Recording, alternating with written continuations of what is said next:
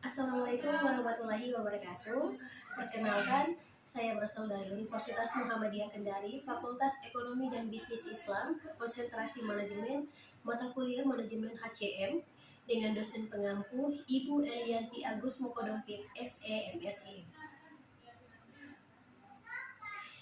Pada kesempatan kali ini saya akan membahas tentang materi yang sangat penting, karena dapat berkaitan langsung dengan bagaimana perusahaan dapat meningkatkan kinerja karyawan sekaligus mencapai tujuan organisasi. Jadi dapat dikatakan bahwasanya karyawan merupakan aset penting dalam suatu organisasi, karena karyawan merasa dihargai, didukung, dan juga dilibatkan dalam pekerjaan, maka mereka akan memberikan kontribusi terbaiknya. Sebagai contoh sederhananya, kita dapat menyimpulkan bahwa kita melihat pada suatu perusahaan toko atau pelayanan. Nah, ketika pegawai merasa nyaman bekerja, maka akan memiliki hubungan yang baik dengan atasan dan juga mendapatkan penghargaan yang layak, serta mereka akan melayani pelanggan dengan ramah dan juga cepat. Pelanggan pun akan merasa puas dan juga kembali menggunakan layanan itu sendiri.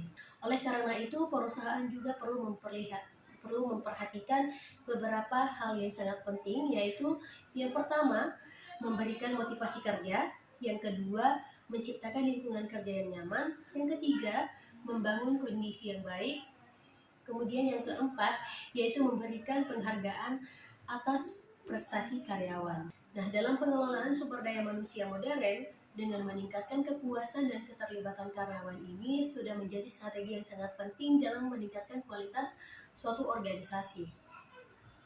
Kemudian model manusia dan juga kinerja. Selanjutnya kita akan masuk pada model manusia dan kinerja.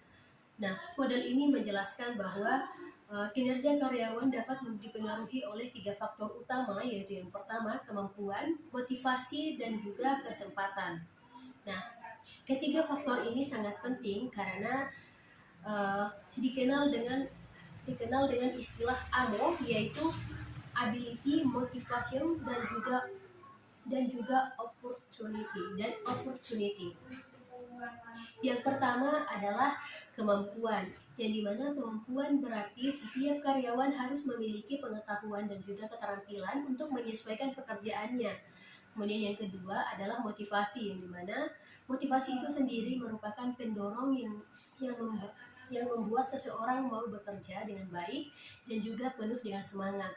Dan motivasi dapat diberikan melalui penghargaan, bonus, dan juga promosi karyawan atau promosi jabatan.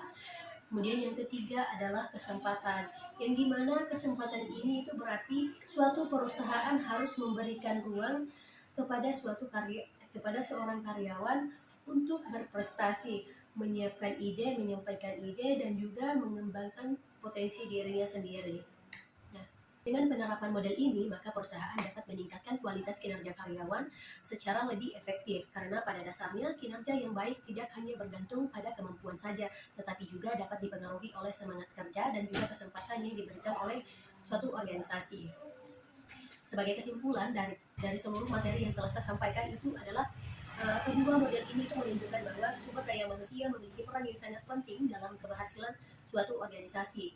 Nah, dengan model keterlibatan yang menekankan pentingnya kepuasan dan hubungan kinerja yang baik antar karyawan dan perusahaan. Sedangkan model manusia dan kinerja menjelaskan bahwasanya kemampuan, motivasi, dan juga kesempatan dapat menjadi faktor utama dalam meningkatkan kinerja karyawan. Oleh karena itu, perusahaan harus mampu menciptakan lingkungan kerja yang mendukung, memberikan motivasi, dan juga membuka kesempatan bagi setiap karyawan untuk berkembang. Dengan begitu, tujuan organisasi dapat tercapai secara efisien, efektif, dan berkelanjutan. Sekian penjelasan dari saya. Terima kasih atas perhatian teman-teman semua. Wassalamualaikum warahmatullahi wabarakatuh.